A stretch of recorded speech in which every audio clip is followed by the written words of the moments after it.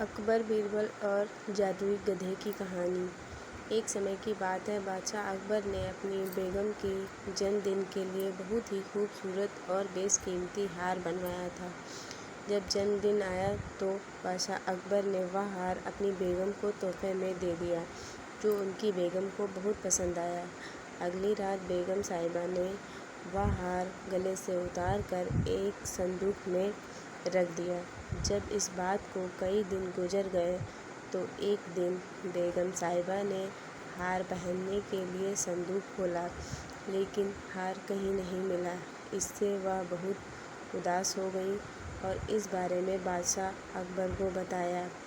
इस बारे में पता चलते ही बादशाह अकबर ने अपने सैनिकों को हार ढूंढने का आदेश दिया, लेकिन हार कहीं नहीं मिला। इससे अकबर को यकीन हो गया कि बेगम का हार चोरी हो गया है। फिर अकबर ने बीरबल को महल में आने के लिए बुलावा भेजा। जब बीरबल आया तो अकबर ने सारी बात बताई और हार को खोज निकालने की जिम्मेदारी उसे सौंप दी। बीरबल ने समय व्यर्थ किए बिना ही राजमहल में काम करने वाले सभी लोगों को दरबार में आने के लिए संदेश भिजवाया। थोड़ी ही देर में दरबार लग गया। दरबार में अकबर और बेगम सहित सभी काम करने वाले हाजिर थे, लेकिन बीरबल दरबार में नहीं था। सभी बीरबल का इंतजार ही कर रहे थे कि तभी बीरबल एक गधा लेकर राज दरबार में पहुंच जाता है। देर से दरबार में आने के लिए बीरबल बादशाह अकबर से माफ़ी मांगते हैं।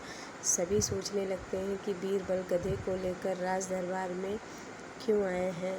फिर बीरबल बताते हैं कि यह गधा उनका दोस्त है और उसके पास जादुई शक्ति है। यह शाही हार चुराने वाले का नाम बता सकता है।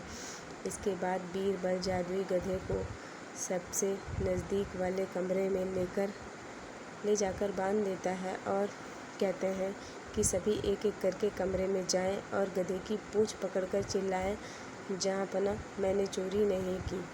साथ ही बीरबल कहता है कि आप सभी की आवाज़ दरबार तक आनी चाहिए। सभी के पूंछ पकड़कर चिल्लाने के बाद आखिर में गधा बताएगा कि चोरी किसने की है।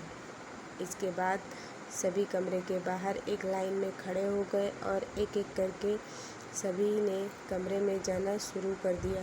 जो भी कमरे के अंदर जाता तो पूंछ पकड़कर चिल्लाना शुरू कर देता, जहाँपना मैंने चोरी नहीं की है।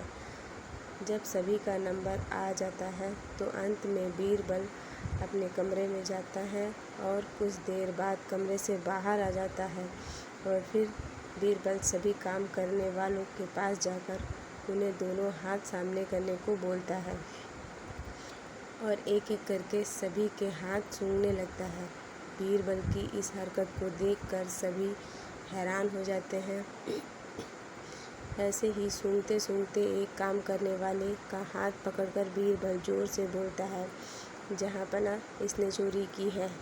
ये सुनकर अकबर बीरबल से कहते हैं, तुम इतने यकीन के साथ कैसे कह सकते हो कि चोरी इस सेवक ने ही की है? क्या तुम्हें जादुई गधे ने इसका नाम बताया है?